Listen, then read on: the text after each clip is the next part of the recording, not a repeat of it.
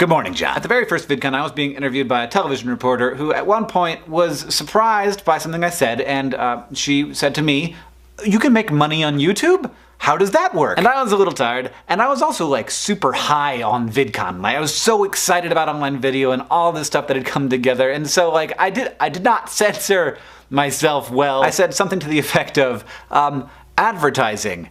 My show has more viewers than yours does. Which I did not intend to be a sick burn. It just came out. Like, that was the thing that was true. But the answer to that question is complicated. And since I think about YouTube a lot, and I think that we should all be more open about how all of these things work, let's do it. Let's talk about how YouTubers make their money. Different kinds of content have to have different kinds of support. Like this right here, very low budget. This is just two guys. We could probably subsist on what we call AdSense and merch. AdSense works for every YouTuber as long as you're not like philosophically opposed to advertising. If you click a little box when you upload your video, YouTube will sell an ad against it, and then it will split the revenue with you. You get 55%. This is kind of wonderful. It is not a common thing among social media sites, though they have started to share some revenue. YouTube started doing it way back in like 2007 and 2008. It's also part of why it's such an appealing place to make stuff, and also part of why it's become harder to break in. Because if there's a way to make money, then people will spend money to make their content look better so that they can compete on the platform. Anyway, YouTube AdSense pretty much stays at the same level, and everybody has access to that, which is really amazing. But at higher levels, you start talking about brand deals, maybe endorsement deals, maybe really good merch stuff, and even eventually getting support from someone else to help realize your vision. Crash Course and SciShow were both funded by grants from YouTube because they wanted more high-quality stuff on the site, so advertisers would be more likely to advertise. Those systems are really hard to democratize and make available to everybody. Now, brand deals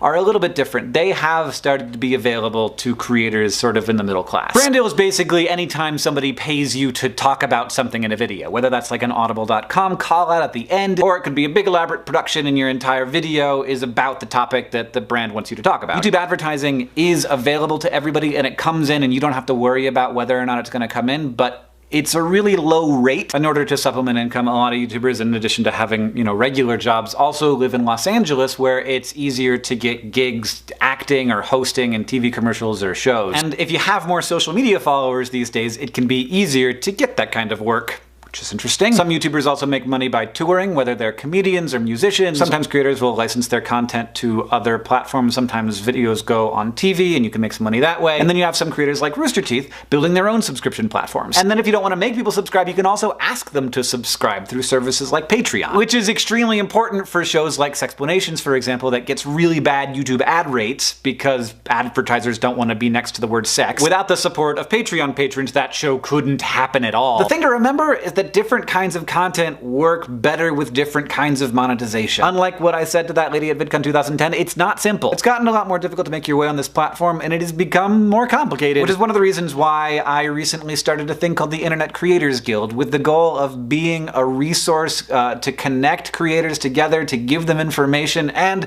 to let them have a unified voice when talking about when things go wrong and what they would like to make them happier. To be clear, I started this thing, but I really don't want to run it. I don't think that I should run it, and I definitely can't. Honestly, I think that I'm too biased to be in charge, so I'm looking forward to eventually stepping back after helping Laura Chernikoff, who's one of the most effective people I've ever met, get established as the executive director of the organization. There is a lot of value that's created by online video, and as different systems evolve for capturing at least some of that value, it just gets more complicated. And as those barriers rise, we need to create systems that keep the benefits of this revolution accessible to the most people possible, and I hope that the Internet Creators Guild can play a part in that. Thanks everybody for listening to this. Hopefully it wasn't too inside baseball. John, I'll see you on Tuesday.